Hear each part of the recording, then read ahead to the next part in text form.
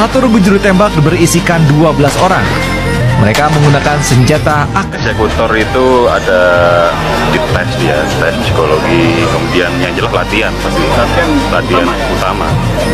Karena dia harus nembak harus tepat. Kalau nggak tepat nanti yang dieksekusi nggak meninggal kan kasihan. Satu regu juru tembak berisikan 12 orang. Mereka menggunakan senjata AK-47. Pelaksanaan hukuman mati oleh regu tembak memiliki sejumlah aturan. Terpidana akan menggunakan baju putih dan dilingkari bagian jantungnya. Matanya juga ditutup kain hitam. Jarak antara regu tembak dan terpidana mati adalah 5 hingga 10 meter. Saat semua siap, komandan regu akan mengayunkan pedang sebagai tanda eksekusi dilakukan.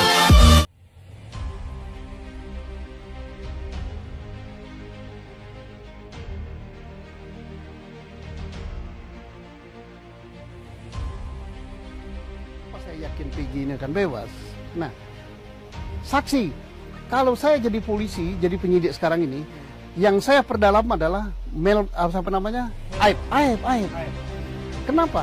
Adanya nama 11 nama itu berasal dari berita acara Rudiana.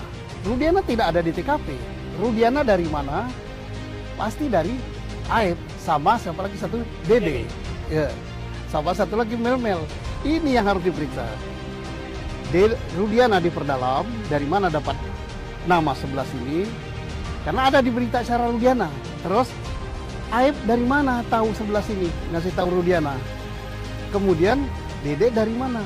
Jangan-jangan ini pelakunya. Ya, saya tidak duduk ya. Jangan-jangan si Aib ini pelakunya. Kok dia bisa tahu persis? Ini saya curiga besar. Mudah-mudahan Aibnya nggak lari. Bisa jadi pelakunya itu Aib. Nah ini kalau saya berversi sebagai penyidik, saya kembali ke titik nol. Jadi menyidik si Peggy ini yang ditangkap sekarang ini harus kembali ke titik nol, jangan diambil di tengah. Cari CCTV itu, sudah ada CCTV. Anak buah Rudiana mengatakan sudah disita CCTV itu. Jangan, kenapa tidak dibuka? Atau jangan-jangan sudah dibuka. HP ini yang masih ada. Kalau sperma udah susah lah, gitu kan? Darah udah susah lah, taruhlah. Nah, ini HP akan berbicara. Ayo, bangsa Indonesia, HP akan berbicara. Kemudian CCTV akan berbicara. Ada sekian CCTV disita, kenapa nggak dibuka? Terus, kenapa tidak diperdalam siapa namanya Aib yang tahu persis ini? Jangan-jangan si Aib ini pelaku. Terus, siapa yang mirip Peggy Setiawan ya? Yang di mana itu? Yang di Cianjur. Kenapa dia nggak diperiksa? Sudah diperiksa apa belum itu? Susno Duaji meminta polisi Peggy Cianjur ditangkap. Jika terbukti bersalah, harus dihukum mati. Kini santernya nama Peggy Setiawan Cianjur, yang diduga terlibat dalam kasus Vina Cirebon dan disebut-sebut merupakan anak mantan bupati hingga kini terus menjadi sorotan publik. Bahkan, ada salah satu pakar hukum yang melaporkan Peggy Setiawan Cianjur ke aparat berwajib lantaran seluruh informasi terkait pelaku kasus Vina Cirebon banyak mengarah kepadanya. Nah, hal tersebut juga diungkapkan oleh mantan Kabareskrim Polri Komjen Pol, Purn, Susno Duaji. Ia dengan tegas menyebut bahwa pria yang bernama Peggy Setiawan Cianjur harus diperiksa penyidik guna mengungkap segala kejanggalan yang terdapat dalam pengungkapan kasus Vina Cirebon. Meski sebelumnya penyidik berdalih bahwa setiap orang yang diperiksa harus berkaitan dengan pokok perkara, Susno mengatakan, pemeriksaan Peggy Setiawan Cianjur itu bertujuan ya untuk pengungkapan. Jika Peggy Cianjur terbukti otak pembunuhan Vina, maka saya minta polisi harus tegas, Peggy Cianjur harus dihukum mati. Pemeriksaan Peggy Setiawan Cianjur kan bertujuan agar kasus ini terungkap, karena hingga saat ini belum terungkap, katanya. Lebih lanjut Susno mempertanyakan penyidik tak memperhatikan segala macam informasi yang beredar dari berbagai macam platform yang ada. Kan semua itu informasi isinya. Kan segala macam yang kini beredar luas di tengah masyarakat itu isinya informasi semua, katanya. Kan ada komentar-komentar yang berseliweran, nah itulah informasi yang harus diperdalam, lanjutnya. Karena lanjut Susno, jika tak diperdalam melalui segala informasi yang ada mau dari mana, mau tidak mau harus kembali ke titik nol. Kalau tidak mau kembali ke titik nol penyidikan terkait bukti forensik, ya seperti ini jadinya, katanya. Yang dihukum menolak karena merasa tidak bersalah. Okelah hakim itu bertanggung jawab kepada Tuhan, tapi kita lihat saja nanti benar gak putusannya. Makanya kembali ke Kito, atau titik nol tadi, sambung Susno. Nah penyidik juga harusnya begitu, kenapa ini jadi kacau balau? Karena penyidik tak kembali ke makna penyidikan. Makna penyidikan itu apa? Upaya yang dilakukan oleh penyidik dengan cara yang sudah diatur dalam Undang-Undang Hukum Pidana untuk membuat terang suatu peristiwa dengan mengumpulkan bukti-bukti untuk menentukan bahwa perkara itu pidana atau bukan, tandasnya. Jika pidana, lanjut Susno, mencari siapa pelakunya bukan langsung menentukan dan menyebut seperti kecelakaan lalu lintas atau pembunuhan. Nah, kalau teori penyidikan seperti itu pasti susah dikuasai oleh para penyidik. Nah, kalau bukan tangkap tangan seperti kasus Vina ini. Penyidik harus kumpulkan bukti dulu, jangan langsung main tangkap. Kan hasilnya jadi seperti ini, tambahnya.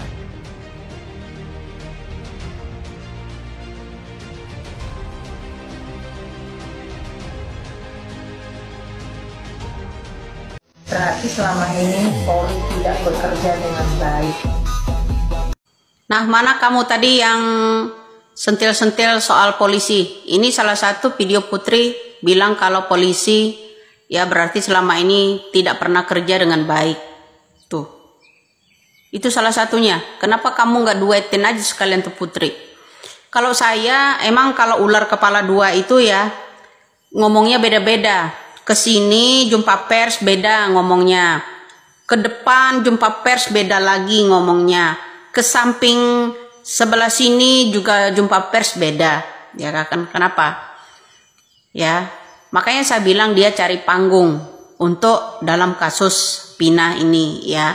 Yaitu salah satu kemarin dia bilang otak pelaku yang namanya kasus Vina ini adalah Peggy Setiawan Kuli Bangunan. Itu salah satu ucapan Putri, otak pelaku Peggy Setiawan, ya kan, dalam kasus Vina. Kemudian dia bilang saya akan percaya polisi, ya. Maka saya jawab di situ, polisi yang mana yang kamu percaya, ya kan? Saya jawab di situ. Kalian harus teliti loh dengan ucapan saya lah, ya. Jadi kemarin dia bilang otak pelaku Peggy Setiawan. Ya kan, sekarang dia bilang untuk menangkap Kuli Bangunan aja mencapai 8 tahun berarti polisi nggak benar kerjanya. Kemarin dia bilang kami percaya polisi. Jadi dia tidak bisa membedakan mana oknum polisi. Imbas dari kasus ini juga saudara-saudara kita yang dari Sabang sampai Merauke ini kena imbasnya, kena efeknya gara-gara oknum. Ya, oknum yang namanya mafia, oknum yang namanya judi online, berikut narkocoy, pembenehan. Ini oknum-oknumnya. Jadi begitu. Lah kalau saya yang selalu menghalangi seseorang yang ingin membubarkan katanya polisi, saya selalu menentang itu. Ya kan? Saya yang mengangkat sama dengan Bapak Susno Duaji, mengangkat marwah yang namanya kepolisian. Ya karena saya juga cita-cita dulu kan jadi akpol juga kan. Nah jadi begitu bro. Jadi kalau Anda mengamati tentang ucapan-ucapan Widya jangan jelek-jelekkan polisi. Yang jelek itu oknum bukan polisinya, ya oknum polisi. Jadi efek dari oknum ini imbasnya dari berbagai daerah. Ya dari berbagai daerah. Jadi masih banyak polisi-polisi itu yang pro rakyat, rakyat juga yang saling rangkul dengan kepolisian, ya masih banyak bro. Ya saudara kita juga banyak yang polisi. Jadi efek dari oknum di pusat sana, terutama Jabar, ya itu sejak dulu. Ya, sejak masih kepemimpinannya Dai Bahtiar dulu ya, masih banyak ya oknum-oknum itu tidak bisa menuntaskan. Jadi kalau kalian menyalahkan saya, bilang saya menjelek-jelekan, tidak ada. Saya unsur menjelekkan, saya tetap menjaga marwah polisi. Bedain oknumnya ya. Tim-tim yang namanya pengacara, tim yang namanya penasehat, tim dan segala tim ini untuk Polda Jabar khususnya itu membolak-balikkan. Dari motor aja mereka salah. Motornya Peggy Setiawan aja itu yang namanya smash. Mereka bilang Vario. Jadi nggak ngenek gitu ya. Jadi ini, kamu kalau mau protes tentang polisi ya ini salah satunya harusnya kalian protes Putri. Kami ya adalah otak pelaku Peggy Setiawan Kuli Bangunan. Nah sekarang dia bilang untuk menangkap yang namanya Kuli Bangunan aja menggunakan 8 tahun waktu lamanya. Kalau memang dia benar. Nah, kemarin dia bilang harus menetapkan yang namanya Peggy Setiawan. Kalian yang benar itu saya atau Putri? Ya yang menjelekkan marwah polisi itu saya atau Putri itu loh. Kalian harus bisa membedakannya. Ya harus bisa membedakan itu. Ya paham. Keluarga saya karena banyak. Ya marwah polisi saya tetap harus cemerlang. Untuk saya berusaha membongkar oknum kepolisian tentang kasus Vina ini, tentang narkocek ini, agar kepolisian kita bisa cemerlang kembali. Itulah saya. Jadi salah besar kalau Anda bilang saya menjelek-jelekkan. Jadi di antara saya dan Putri, mana yang selalu menjelekkan kepolisian, kadang-kadang disanjung, kadang-kadang dibanting, inilah Putri. Kenapa Anda serang saya, ya kan? Jadi keluarga saya tuh ya masih banyak yang saat ini masih aktif di kepolisian. Jadi jangan bilang kalau saya ngejelek-jelekin. Saya bilang efek dari oknum ya pejabat kepolisian yang berbintang-bintang ini. Jadi efeknya, imbasnya saudara-saudara kita yang dari Sabang sampai Merauke. Jadi simak kembali konten-konten saya itu. Kemudian di live streaming Anda juga harus mengamati itu ya, perkataan-perkataan tersebut itu. Saya tidak akan pernah mundur. Dengan cara saya lah agar kenapa? Membongkar oknum-oknum polisi itu kerjanya seperti apa. Karena efek dari itu imbasnya ke saudara-saudara kita semua. Saya ingin mitra polisi itu cemerlang kembali. Termasuk ya, saya ingin Bapak Listio Sigit juga sebagai Kapolri itu bicara bagaimana cara penegakan hukum yang sebenar-benarnya. Bagaimana cara yang namanya bukan tentang hukum aja, keadilan seadil-adilnya. Agar rakyat bisa percaya kembali ke kepolisian. Ya, angkat ini. Jangan saya bilang oknum polisi ini jangan menggunakan apa ya. Karena Anda itu seorang pejabat jadi menindas rakyat-rakyat biasa, rakyat-rakyat kecil. Membuat takut rakyat-rakyat biasa. Jangan begitu. Harus bersahabat semua dengan rakyat. Itu merangkul rakyat. Tuh. Jadi kamu kalau protes tentang saya ngejelekin, nggak ada deh saya ngejelekin yang namanya kepolisian ya. Bedain ya oknum sama kepolisian. Jadi ini salah satu orang yang harus kamu protes. Hari ini ngomong begini, ke depan ngomong begitu, ke samping ngomong begini, beda-beda. Jadi itulah orang psikopat ya. Jadi salam waras aja.